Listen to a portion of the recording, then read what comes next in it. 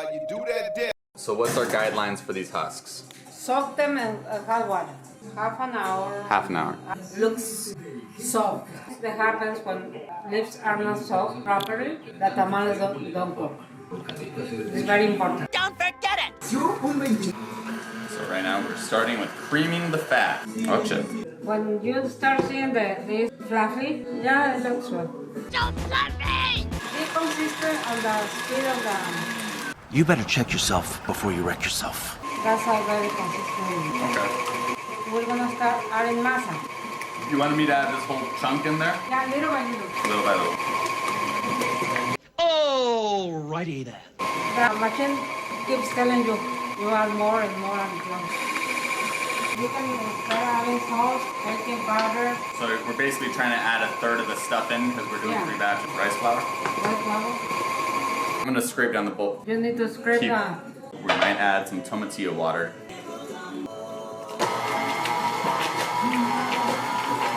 What a sound. All right. You can hear it start sounding fluffy and airy. This is what we're looking for. Now we're gonna transfer it to the bowl, and then we'll repeat that 3 times, and then we'll do a final mix. It's time for the final mix. You mix it with your hands. I'll show you what it looks like at the end. You want me to show you the first one? When you start, you always get your masa, not in the front, in the back of the one. And for me, it's really easy because I have the practice to do this. For your mom and Lillian, A little slower. they cannot do this. Your mom puts a plate. Simple.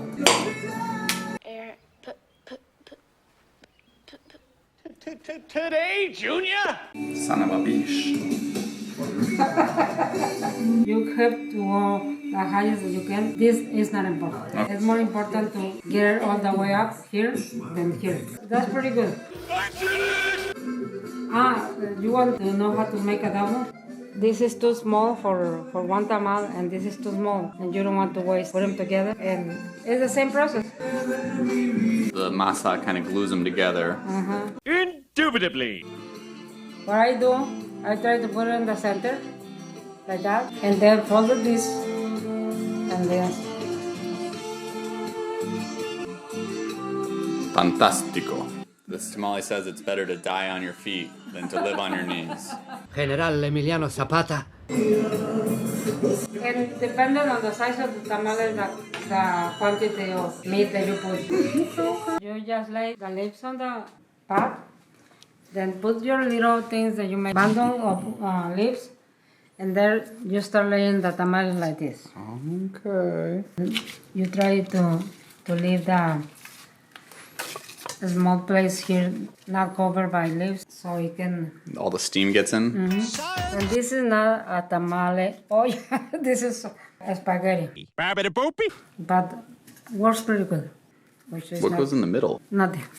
Okay. Wow. We'll continue. When they're to this point, and then you cover them with a kitchen towel. Cover them with a lid. Once the water starts boiling, you count 1 hour, and they're done. How do you know when it starts boiling?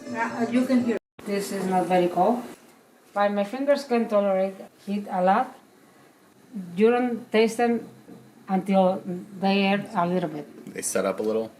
Word. Because if you taste them like that, you know.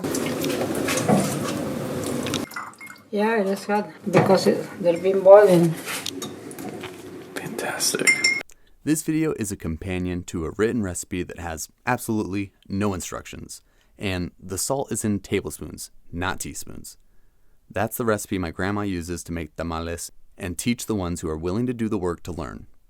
Why don't we fix the salt and reprint it? Why don't we write out the instructions for the future generations? Nobody knows. My best guess is grandma and her students that have learned her method have made so many thousands of tamales that we're resolved to this piece of paper with no instructions and plenty of stains.